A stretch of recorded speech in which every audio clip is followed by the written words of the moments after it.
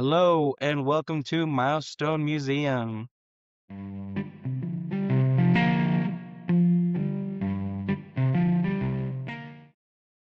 Here with me again today we have Solomon. Hey everybody, how's it going? Happy to be back. So here we are in 2016 celebrating the movies, TV shows, and video games 10 years ago, and we're going to work our way all the way to the 100th anniversaries in 1926, starting off with 10 Cloverfield Lane, released March 5th, 2016. I believe this is one of Solomon's favorites. Am I right, Solomon? Not favorites, but I think it's a really good watch. I really What, enjoyed watching it. I watched it what's for it the first. about? It stars Mary Elizabeth Winstead and John Goodman. Yeah, no, it's got a pretty good concept where some girl in the very beginning crashes her car and then she wakes up chained to a bed, and in that bed, the person that chained her up said, "I saved your life when you crashed the car, and you cannot leave the house anymore because the world has ended." So you're kind of in this psychological space trying to figure out, is the world actually ended or is this guy a creep?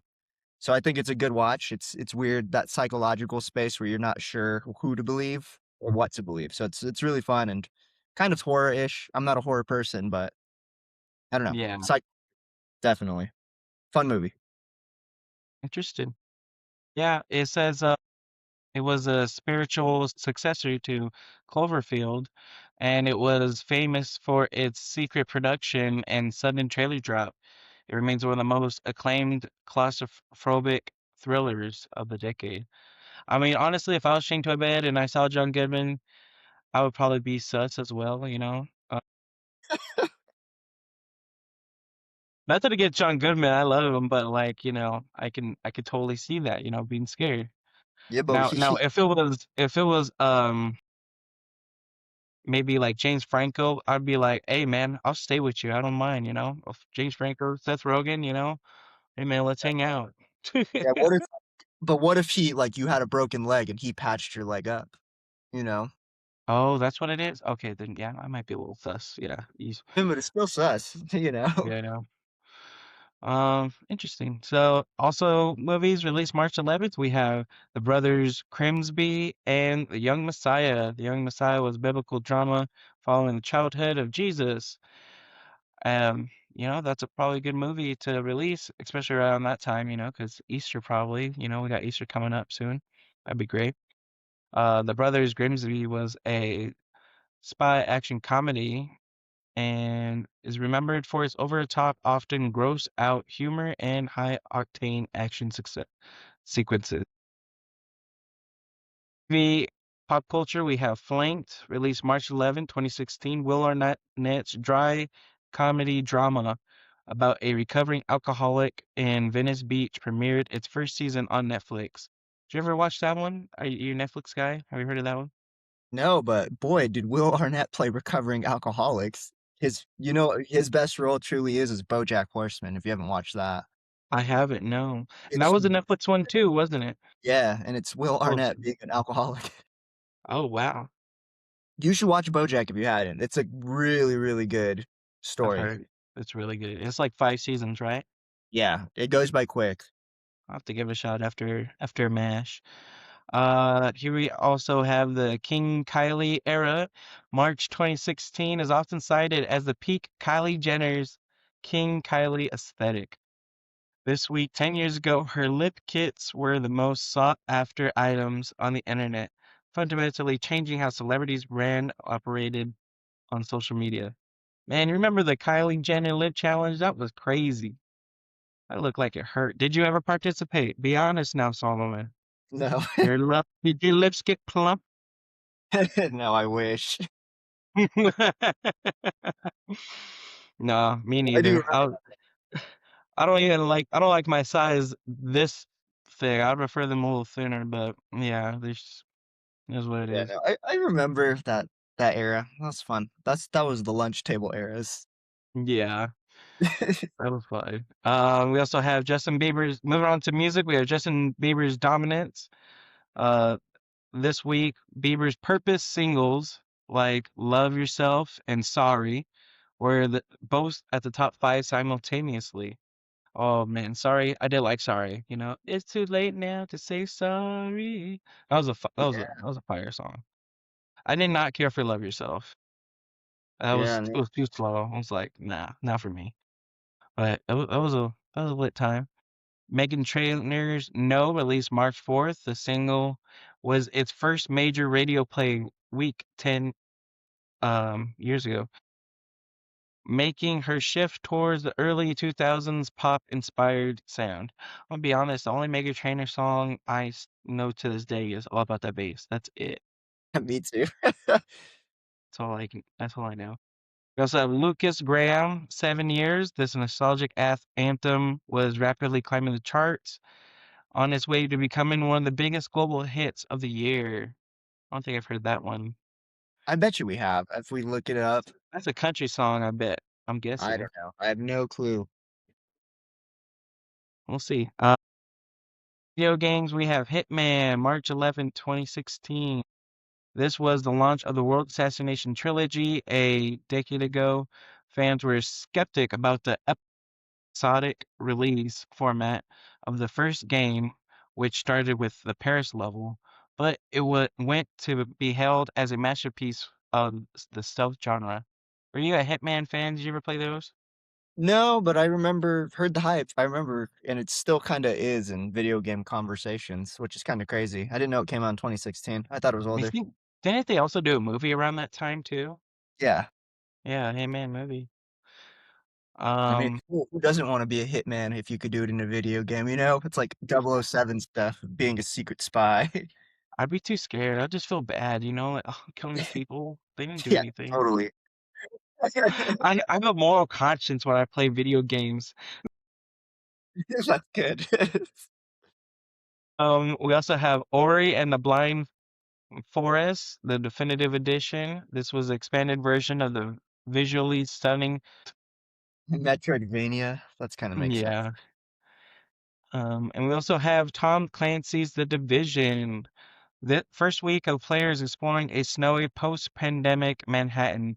It broke sales records for Ubisoft at the time. Man, Tom Clancy, I mean, I know his Rainbow Six Siege, that one's a really popular one, but I mean, that man be cooking. Yeah, no, I never played it, but I remember hearing that game, and I can see the title in the cover art in my head, but never played it.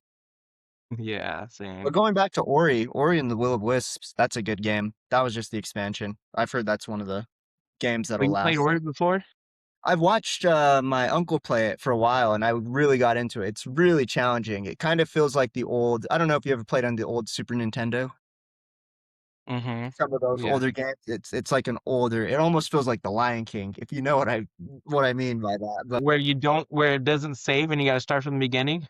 I mean, it has saves, but it feels like it built off of that play style. We were walking through something and Oh, jumping okay. around.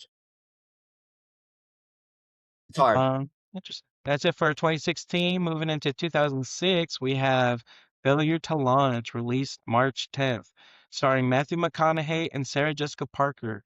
This film hit theaters 20 years ago. It remains a quintessential example of 2000's rom-com boom, featuring Bradley Cooper and Justin Bartha in early supporting roles. This was one movie I never watched, but I would always see trailers for, like when I was watching other movies. You probably don't see this anymore, but like when you like load in a DVD into Yes. the DVD player and they would show different trailers of movies coming out.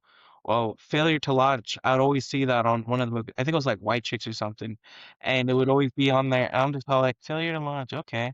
And it was like these parents trying to get their son Matthew McConaughey out, but I mean he's a true rom-com god. Then yeah, this one Failure to Launch, and what's the other one? My favorite, um, How to Lose a Guy in 10 Days. That's Love that hilarious. movie. Great movie. Yeah, no, Ma- I think I haven't seen this one, but to go back to your DVD, I'm probably one of the few people out there that still collects physical media. I'm a Blu-ray guy. Yeah, I love collecting Blu-rays and me too. I'll do it for like especially like movies I already have a collection for, like Ghostbusters. I mean, best believe I got Afterlife and Frozen Empire. I'm adding those to the collection too. All of them. I think those are probably the last ones I got. think the last movie I got from my collection was Scott Pilgrim versus the World. Ooh, okay. That's a good one. I think we talked about that one a couple weeks ago. Mhm. Good movie. It's Other movies, 2006, we have The Hills Have Eyes, March 10th, 2006. Alexandra Ahi's brutal reimagining of Wes Craven's classic turns 20. Man, this movie, I watched this movie. Not at 2006, but like 2016, teenager. And I tell Alfredo this all the time. And he asked me, he's like, your scariest movie you ever watched is The Hills Have Eyes, right? I'm like, yes. That is the scariest movie I've ever seen, and I still have nightmares about it. Like, and the craziest thing was when I watched it. You know what it's about? It's about a family on a trailer trip, take the wrong turn or something like that. Well, tell me why a week later my dad buys his first trailer, and I'm just thinking to myself, oh my God, I don't want to go on any trips.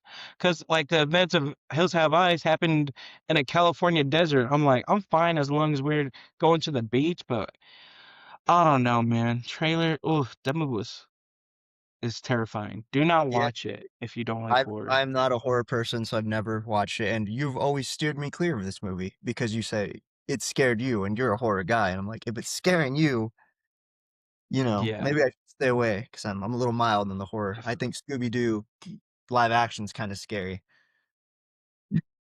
Speaking of dogs, we have The Shaggy Dog released March 10th, 2006. This Disney remake starring Tim Allen and the pre-MCU Robert Downey Jr.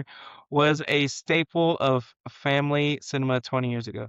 I did watch it. I actually have it on DVD still. This was a classic. Robert Downey Jr. I remember him running in the courtroom as a dog. It was so funny. It was great. Oh yeah, man, I feel like I've seen this movie, but I haven't seen it in so long. But when you said that, it just flashed back in the head.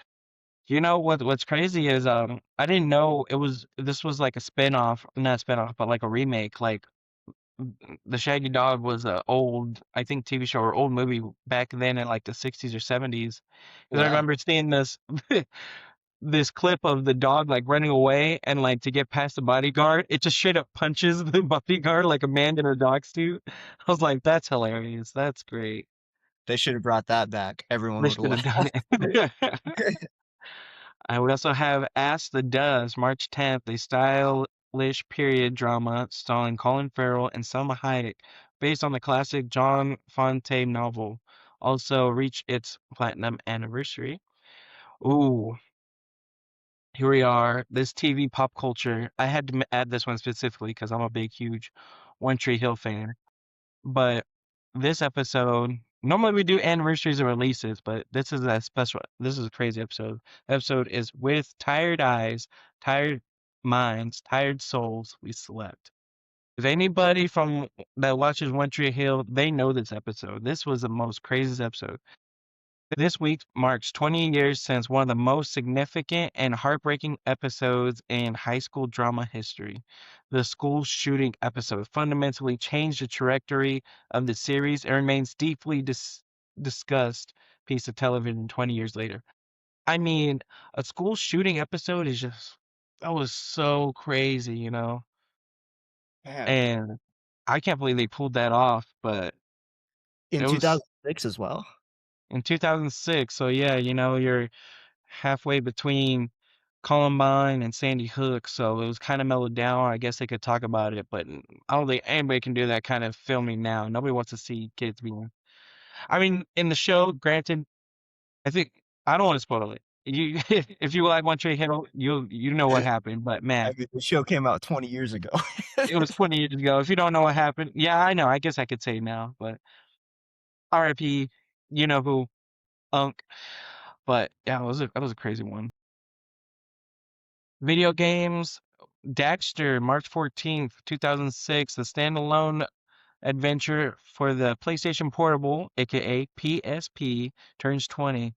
It was a technical marvel at the time, proving the handheld console could deliver console quality graphics and gameplay, and remains a fan favorite spin-off of Dax and Dexter series.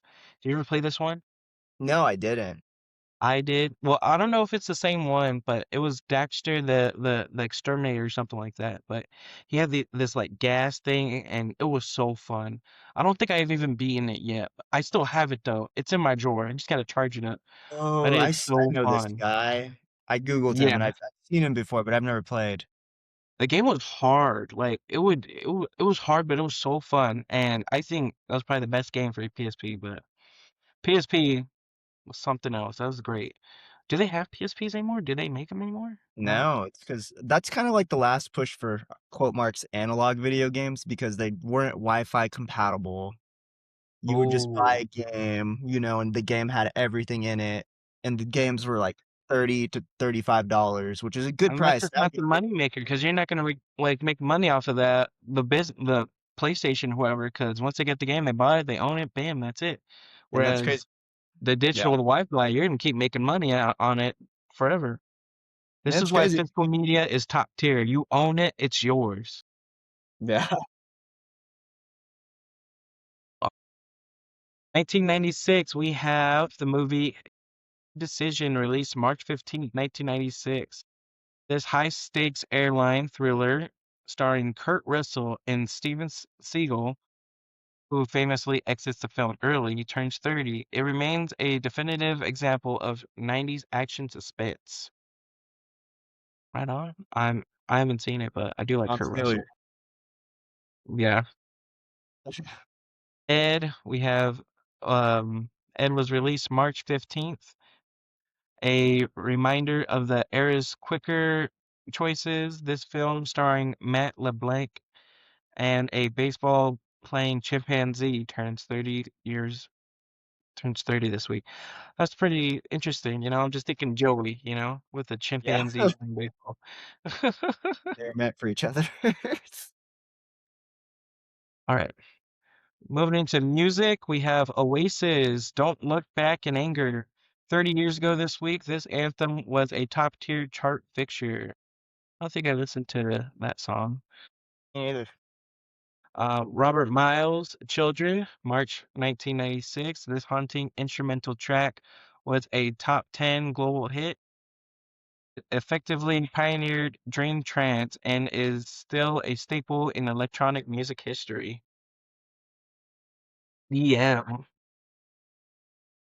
my Yeah. coworkers love that stuff. They go to EDC, they go to Beyond Wonderland, all that good stuff. I'm just all like, that's all you guys. I don't know if I can do electronic music like that. Yeah, no, I can't I wouldn't go to a festival, but I've heard a few EDM songs that I do like, just but not something I could listen to on the daily. More power to those people, is what I say. Mm. It's good for them.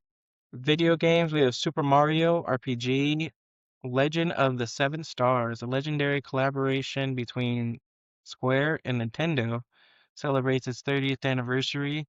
It was the first time Mario entered the RPG world, laying the groundwork for a Paper Mario and Mario and Luigi series. I mean, who doesn't love Mario? I can't wait for Mario 2 to come out. Are The you gonna Galaxy watch it? one. Oh yeah, I think I'm It gonna comes out watch on it. Maybe. Wednesday, which is crazy that they're doing a Wednesday premiere. More money. They have Oh money. well, spring break, so there'll be a lot of people that can watch it. They probably want to release it more in the spring break Because era. I usually think of Thursday premieres, but a Wednesday premiere is a Yeah, whole yeah, I day think we're early. gonna go watch it Thursday, but we'll see. I also have Decent 2, the sequel to the mind-bending 360-degree shooter turns 30, pushes its limits of 3D PC gaming at the time, and is still remembered for its intense and vertigo-inducing gameplay. Dude, that's like a lot of first-person shooters now. I can't do too many of those because I get sick. It's Yeah, too no, I don't really do fast-paced. shooters. Yeah. Here we go into 1986 movies.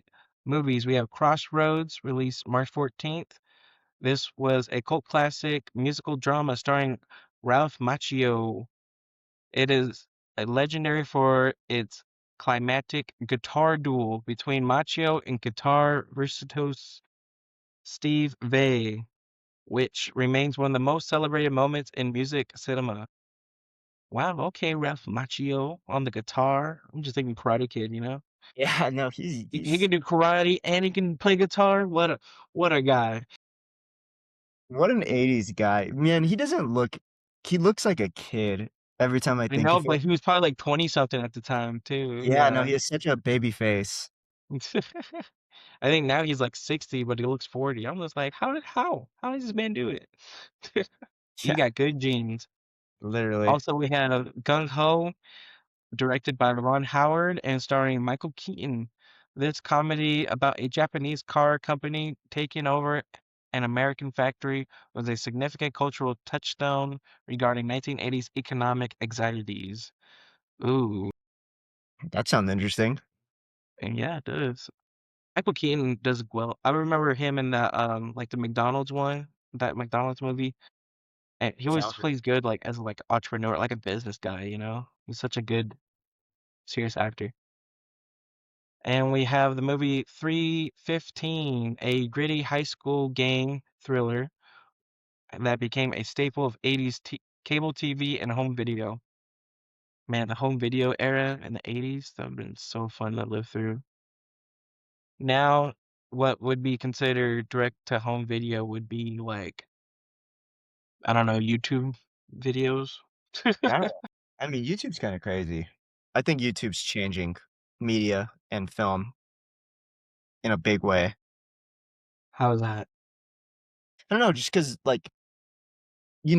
before, if you wanted to watch content, you had to watch, wait for Saturday or Sunday to watch your show, or not Saturday or Sunday or whatever day of the week it would come out, but now there's people on YouTube that are releasing this stuff for free, and cable's something you've always had to pay for, and Mm. YouTube is just a free app, and there's just tons and tons and tons of stuff you could just watch, like, whatever you like. If you like cars, you could find a car rebuilding show. If you like video games, you could find video game stuff. If you like So, in docu other words, we know Solomon over here pirating on YouTube, guys. Nah.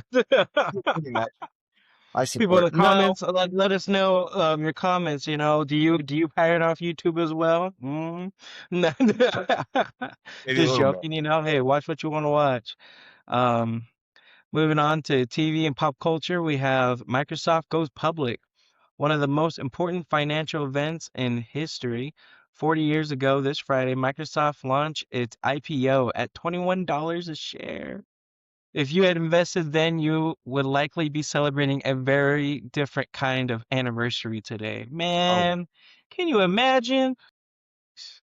yeah, that's That would be crazy. so nice. How many shares would you have bought? I would have bought at least 10. That would have been $210. I'd be willing to risk that on Microsoft because I you don't mean, know at the time. And what that would be worth now? Ooh, 356 if you bought 10 shares. That's what it is right now, so that's a cool 3,000, but you'd probably make a lot more. If you're looking at its pure peak, yeah, let's see. Oh, yeah, you'd make it's insane. damn. That's great though. We have the 12th People's Choice Awards. This icons like Madonna, Bruce Springsteen, and Meryl Streep were honored, cementing them as definitive superstars in the mid 80s. All right, right on. And we have Disney's Sunday movie. Disney was revitalizing its Sunday night presence, a tradition that would eventually evolve into the modern Disney Plus era. That's dang, that's pretty So cool. they used to just put a movie on every Sunday night. I think Disney Channel still did that for a long time. Yeah, they probably did with like High School Musical. I don't know what it's like now because I'm not watching Disney Channel, but Sure. Are you a High School what Musical fan? 1986? Did they even have a Disney Channel back then? I think so, actually. There's a That good would be. YouTube documentary guy. His name's Defunctland. That guy has crazy videos in the history of, kinda just the share of Disney, really, because he looks at it from an economic perspective, Oh, how it shaped modern Disney. they're just gonna be. I think give them like another 20 years, they'll probably buy everything. I think in terms of Disney movies, they're going down, though. I feel like Oh, Disney is really? losing its charm. Um, I can see that. Yeah, they kind of lost their soul a little bit. Absolutely. Like, do you like the direction they're going with Star Wars as a Star Wars fan? Um, they've they've kind of died down their Star Wars. You know, we had Rise of Skywalker. Like as far as movies, we had Rise of Skywalker, and that's been it. But finally, we're getting Mandalorian. So movies wise, I don't really seen it dying down there. TV show wise, they did give us some gems. They did, Yeah. honestly. There's a few misses, but you know, it's kind of swinging and missing right now, so we'll see. But you know, when it was George Lucas, it was hit after hit after hit. I So mean, I can't. I agree with you with George Lucas, but I just don't know. Like, Rise of Skywalker and was so bad. I kind of liked it. Okay, but there's one big problem I have with it. It just says in the scroll down, it says somehow Lord Sidious returned. I'm like, what? That's just poor writing. Like, Yeah, they try to what explain the hell? themselves later with the Bad Batch and be like, "Oh yeah, Palpatine was making a clone of himself this whole time." Like, He died. And yeah. they could have gone so many different directions and so many cooler directions. It's Star Wars, you know? I just try not to be like the way the original like trilogy fans were when the prequels were coming out. Like they're just all like, "Oh, these are trash. The original series better. You guys all suck." I don't want to be like that with the sequels. Like, "Oh, those sequels sucked. The first six were the best." It's No, no, like, I yeah. well, like wait 20 years and see how people feel about them, and then we can make a decision. But I think there's some people that I mean, that actually I agree. love The Force Awakens. I think that was such That a was good great. movie. That That was one's really good. amazing. And I liked Rise of Skywalker. That was good. But Last Jedi, that one I got a little beef with, cause What that was trilogy I have beef with except the first one. Look at because Carrie movie. Fisher died. Why would they CGI her when she was already dead? You know what I They didn't mean? know they didn't know she was gonna die in between the movies, but They should have wrote her out in a good way. And they had the opportunity to when Kylo Ren is gonna blow his mom up, but no, she goes and flies with the Force. hey, that's Princess Leia. She was already She's a dead, and they did her badass. good. That would have been a much more impactful ending for her. Just saying. We'll move on to music. We got Neil Diamond's album Headed for the Future, released March 11th. The experimental album was the legendary crooner, turns 40 this Wednesday. We also have Mystery, their album Twitch, and the Billboard first hit was These Dreams by Heart. Ooh, that's such a good song. These Dreams. Yeah, my mom, big Heart fan, and so I grew up with that band, so I love that song. Video games, we got Rock and Wrestle, released March 1986, one of the earliest successful wrestling games of the Commodore 64, was hitting shelves 40 years ago, capitalizing on the rock and wrestling connection era of the WWF.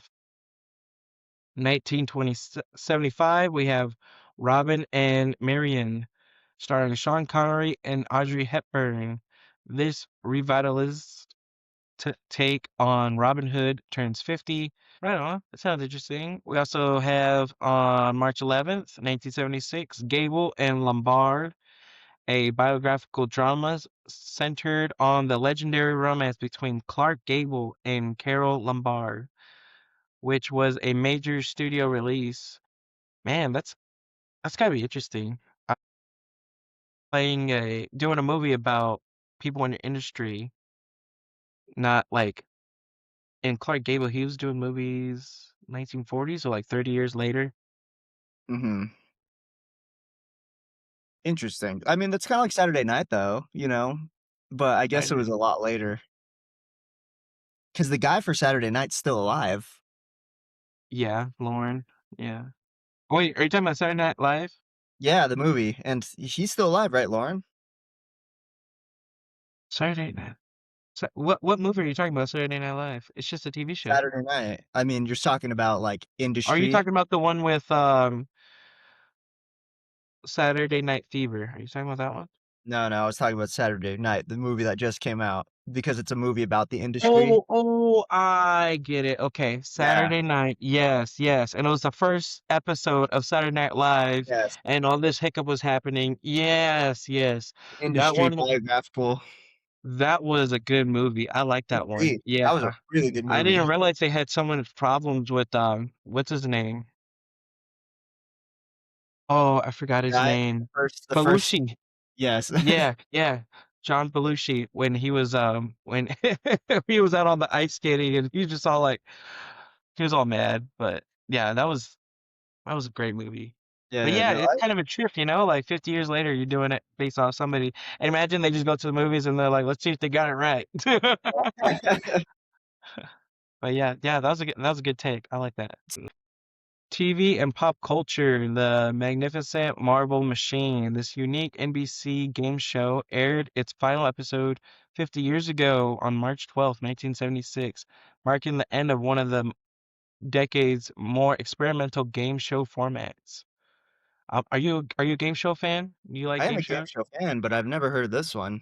Neither have I. What's your favorite game shows? Like me, I like Password. It's not on anymore, but like I watch old episodes on Pluto.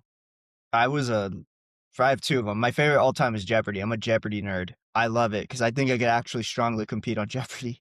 I know a lot I of the suck random. at Jeopardy. I hate playing Jeopardy I'm and good, and Wheel of Fortune. I'm not good with letters. That's why I went to school for math. Give me numbers, dang it. and I also like Lingo. You ever watch Lingo? Mm-mm. Let me Lingo's play that fun. one. It's kind of like a. It's kind of like the New York Times Daily Puzzle where you're trying to get the right word. Oh, okay. I don't know what's that connect. It's not connections. It's the other You know word. which one I think I would be really good at? Beat Shazam, the one with Jamie Foxx.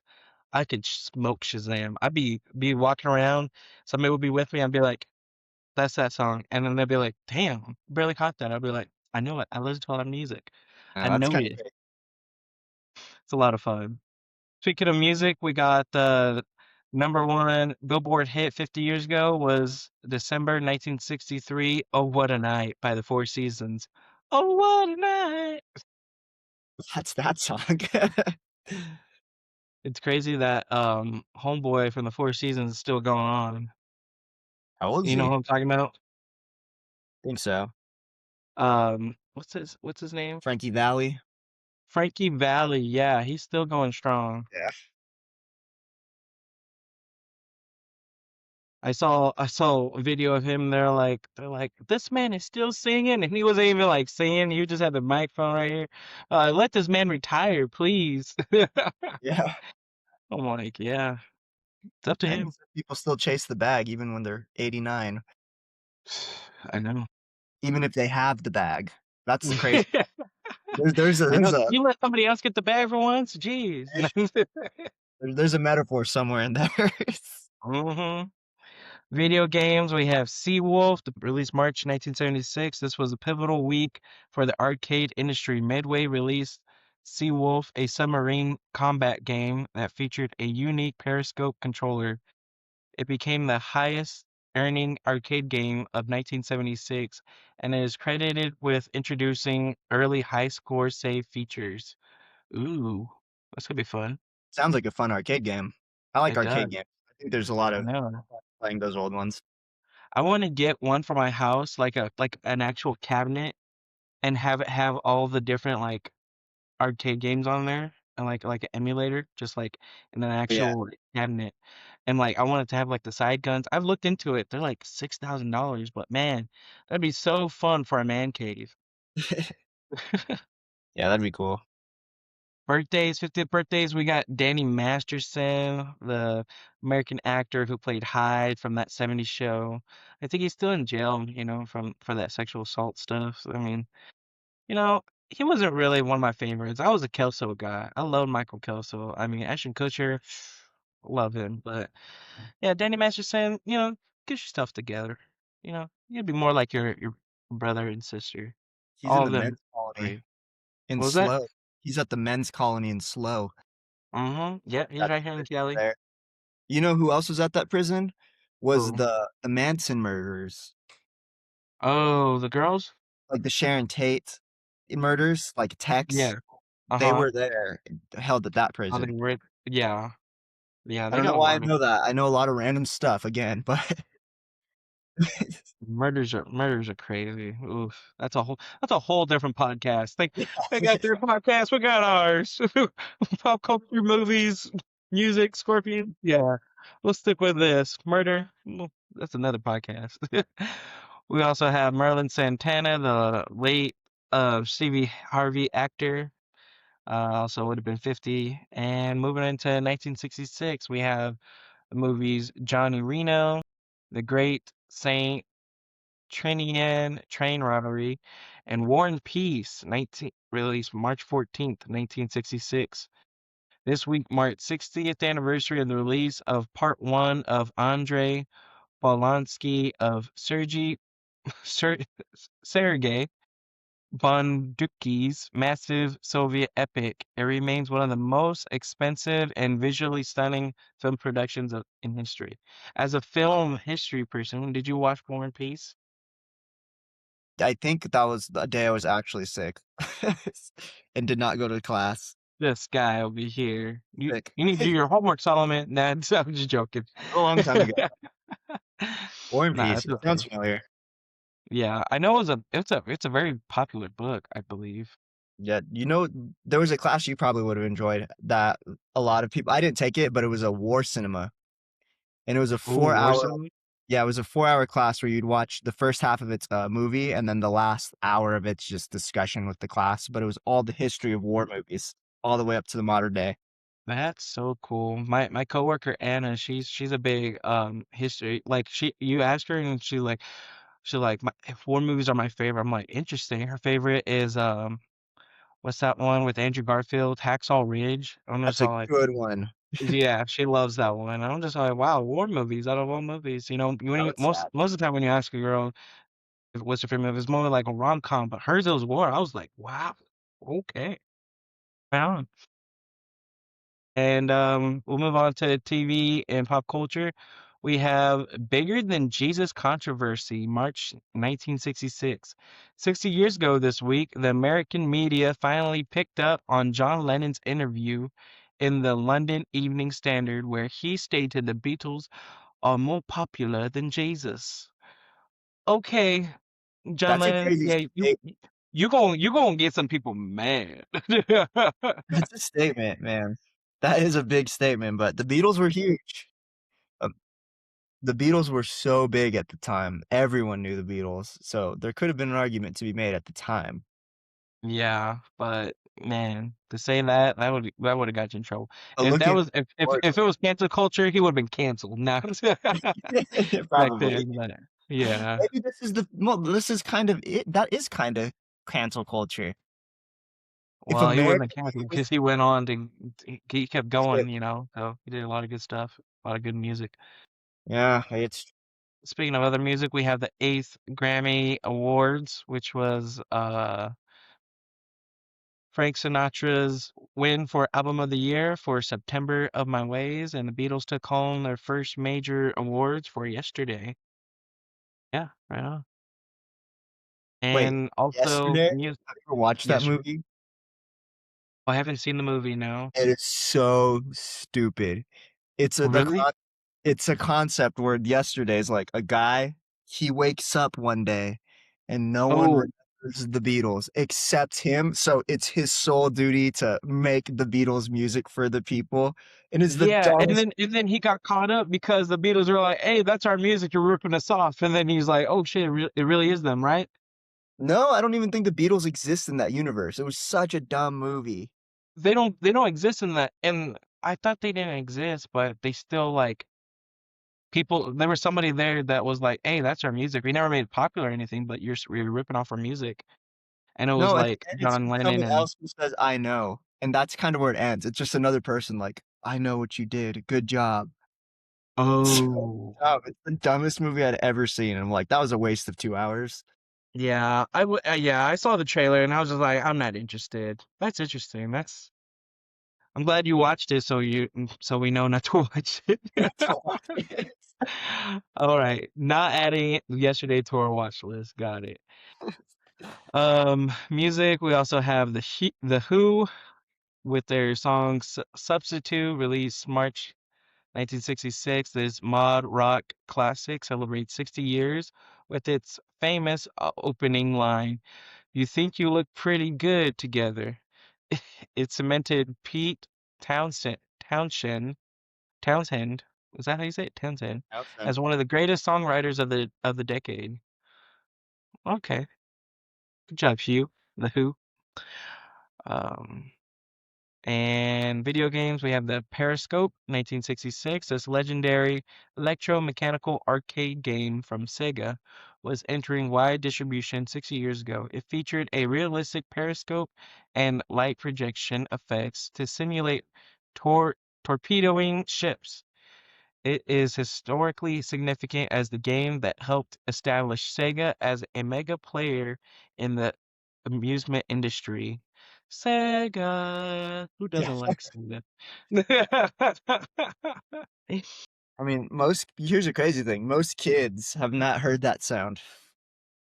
That's right. They probably don't get it, you know? Most high schoolers probably haven't heard that sound. Yeah. Sega. Dang. That's That's kind of a crazy. crazy thought, right? You know, huh? You puppy.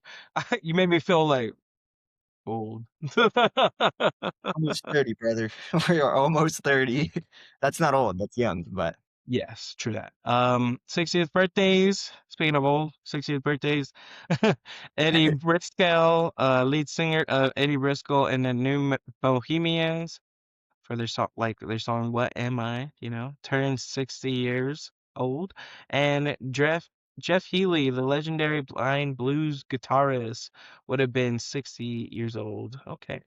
mhm. Here we are in 1956. We have Meet Me in Las Vegas, the bright Technicolor musical starring Sid Charisse and Dan Daly, premiered 70 years ago on Monday, capturing mid-century glamour of early Vegas. TV, we have My Fair Lady Broadway premiere, exactly 70 years ago. One of the most successful musicals in history, opened at Mark Hellinger Theater, starring a young Julie Andrews and Rex Harrison. It set a record for the longest running major musical at the time. Oh, that's how Julie Andrews got her start. Really? Or was it after? I don't, when did she do Sound of Music? I mean, a young Julie Andrews, that makes sense. Yeah, yeah. Well, I mean, she was young in Sound of Music too, but yeah, she got the pipes. Good for her. Pop culture, we also have the Dow Jones hits 500 for the first time in history. The Dow Jones Industrial Average closed around the 500 mark. It was a massive symbol of the post-war economic boom. Oh, how fun. The booming 1950s. Although I don't think it was called the booming. Which one's called the booming? It might have been 50s. I guess it is. Music, we have Elvis Presley album release March 13th. RCA Victor released Elvis's self-titled debut album. It became the first rock and roll album to top the Billboard charts, and remain one of the most influential records in history. Every time I see Elvis, I always think of Austin Butler. Me too. He did a good job. That was a good movie. It was a good movie. I kind of felt bad for the guy at the end, but not really. Yeah. 70th birthdays, we have Rob Paulsen, the legendary voice actor behind Yakko Warner and Animaniacs and Pinky and the Brain. Oh man, what a kind of voice, man. Anna Daly, Emmy-winning actress for China Beach and Desperate Housewives, and Jamie Dimon, the legendary longtime CEO of J.P. Morgan Chase. Right on. Movies, 1946, we have Gilda, one of the most famous films noir premiered of all time, starring Rita Hayworth in her career-defining role. It features a legendary "Put the Blame on Mame" or Ma'am, sorry, performance, which cemented Hayworth as the ultimate 1940s femme fatale. Man, there's a lot of French words I don't know, but Have you ever watched any, like, cinema, like, what's it called? Noir cinema from the '40s? I've been watching them. I just watched one. It was called on the or the Narrow Ridge, and it was like this police officer protecting the wife of a mobster who died and trying to get her to California to do it to be on the case or to be in court and everything. And there's a bunch of people going after her and like pretty. It was actually a pretty good movie. It was only like an hour long, and I was like, they're No, cooking in the 40s. the '40s noir era is really good. I watched a few of them in film school, and I really did enjoy watching those films. I remember coming back from class and being like, "Man, that was interesting. I didn't They're think very I would like very something." memorable too. Yeah, and really pretty. Just the Yeah, black and white and pure I was so technical. shocked to like read like the one of the leading people in that movie. She was still alive, and I'm just like, what? And she's like 103. And I'm just like, that's so cool. You get to see the test how your movie's like been this whole time. Oh, moving on to TV and pop culture. 1946, we have early network TV. While the golden age was still a few years away, NBC and Dumont were broadcasting primitive live variety shows and newsreels this week, 1946. Audiences were primarily watching film stories and boxing matches in the few thousands of homes that owned a TV set. Also, we have the baby boom begins. March 1946 marks exactly 9 months after the end of World War II in Europe. This week, 80 years ago, is historically cited as the point of impact for the massive spike in U.S. birth rate that created the baby boom generation. Well, Baby boomers. We're starting about now, right on.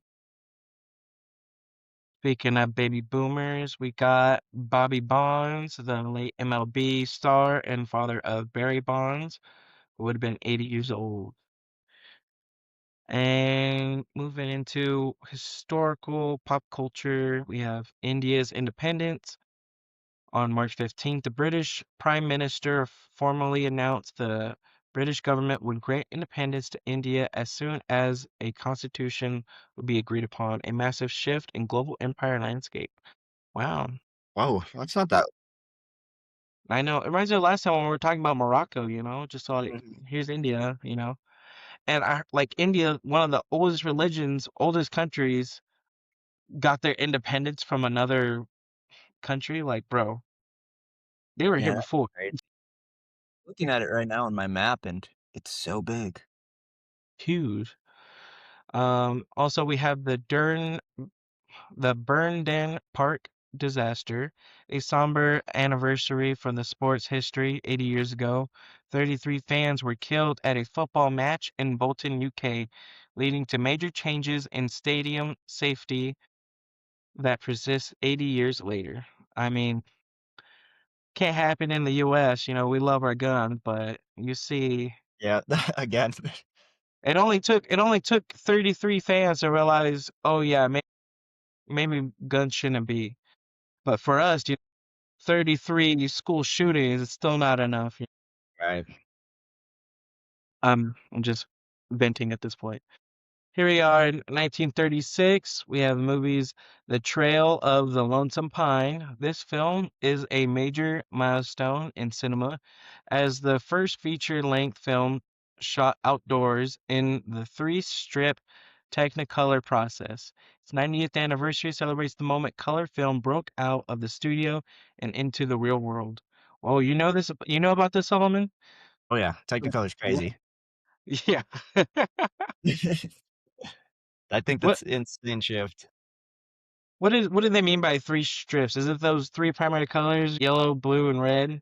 Yeah, but it Oh, was just the way okay. that I could capture it, and then all of a sudden, from going to black and white, there's a time where it's like, now you could see things, and I think this is just around the time for, sound in film too, which is even crazier. That's the bigger leap. I think that's the most interesting point in film history is we have these silent films and these different kind of actors. Think Charlie Chaplin, very animated.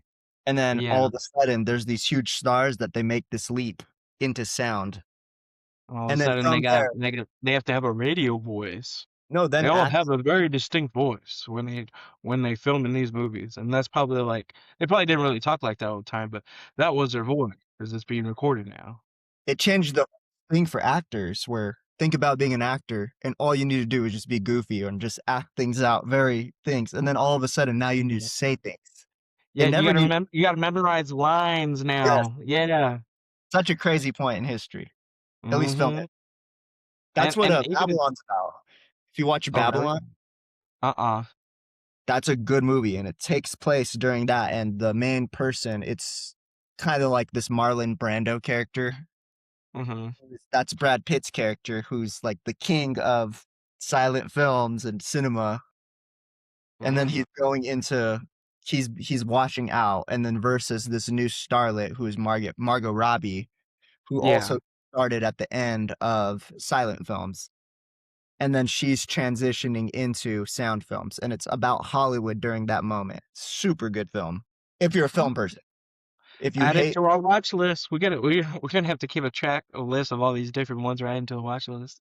but if you're boring, like, if you don't like boring movies, don't watch it. If you're not a film nut, but I'm Oh, recommending at it to least you're you. honest. We can say if a movie's boring or not. So yeah, I mean, it's weird if you're not a film nut, someone who enjoys yeah, cinema for being cinema.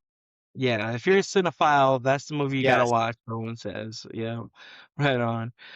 Moving on to Brides Are Like That, a classic romantic comedy starring a young Ross Alexander and Anita Louise, released 90 years ago. And we also have the Rhineland Crisis. This marks 90 years since Nazi Germany reoccupied Rhineland. For the pop culture of the time, this dominated newsreels shown before every film, signaling a darkening global mood. 1930s were not pretty. Yeah. Oh, but here's a fun one: The Rise of the Jeep. On March 16th, 1936, the character Eugene the Jeep first appeared in Popeye comic strip. The 11th week was the final pre-Jeep era of the strip. I didn't know Jeeps came from the Popeye comic strip. I didn't even know Popeye was a comic strip. I always thought it was a cartoon. That's pretty cool. Preach. Yeah, no, I don't know. Well, yeah, he's definitely comic strip because he's war propaganda. He's a Navy man. I didn't think about that war propaganda. I He's was a just thinking sailor. he's just a cart. He was just a sailor. 90th birthdays, we have Howard Greenfield, the legendary songwriter. Breaking up is hard to do, or would have turned 90. And here we are in 1926, The Black Pirate. This Douglas Fairbanks epic was a massive technical milestone. It was one of the first major features filmed entirely in two-color Technicolor, bringing a vibrant new look to the swashbuckling genre. It's crazy. 10 years ago, 10 years before, we were looking at three-color, and here we are in 1926 looking at two-color. It took a Right? whole it took It's a that whole 10 years to go to another color. getting that gray and that dark, actually. I'm pretty sure it's a black that they're adding that you Oh, can is that see. what it is? Okay, so it's not a Or red, maybe it's a highlight. yellow. So you can just see the grays more defined. Okay, I see. Interested. All right. We also have The Bat, a silent mystery thriller. The Bat is famously cited as the primary visual inspiration for Bob Kane when he co-created Batman over a decade later. And TV Whoa. show, we have Bertha Knight Lands, a major political milestone in pop culture. Lands was elected as the first woman mayor of a major American city. Guess what that city was? Chicago. It was Seattle. Very, very progressive. Right on. I hope to visit Seattle one day when the Niners beat the Seahawks. Hoop, hoop. Nah, just kidding. I know they're pretty dominant right now, but hopefully we get back. I'm We'll pretty see. close to Seattle. That's arguably one of the closest cities to me, like real Really? cities. Yep. Oh, well, we'll meet up there then. Music, we have the Someone to Watch Over Me, written by George and Ira Gershwin. for the musical OK. This legendary standard was being composed and rehearsed during the spring 1926, eventually becoming a pillar of Great American Songbook. And, maybe our choir people know what that song is, but we'll see. 100th birthdays, we got Richard Davos, the billionaire and co-founder of Amway and owner of the Orlando Magic. Fran Warren, the golden age jazz singer of A Sunday Kind of Love. Today, box office, we have the release of Reminds Me of Him. Universal released a major adaptation of Colin Hoovel's bestsellers on March 13th, starring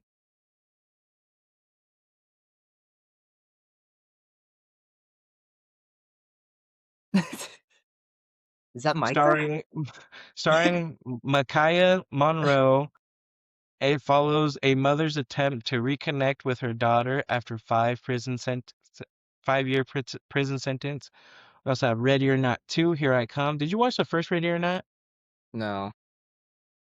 It must have been pretty good for them to do a second one so soon. I Or mean, they had money. I guess. Or they really just like the actress. I think she's beautiful. We also have Undertone, a new all things creepy thriller about a podcast host moving into a haunted house. Premiered March 13th. Yeah, that's not happening here. We ain't living in no haunted houses. We ain't doing no scary stuff. I like horror movies, but I'm not bringing that in real life. No, I'm a podcast host, and we keeping that scary stuff out of here. Can I get an amen? It sounds like this would be a comedy, not a thriller when you read that synopsis again. Like, I think that would be better as comedy, They said not a thriller. not a creepy thriller, but I think like creepy horror comedy would be better because that's such a silly concept. Podcaster moves into haunted house. Ooh, someone clicked play.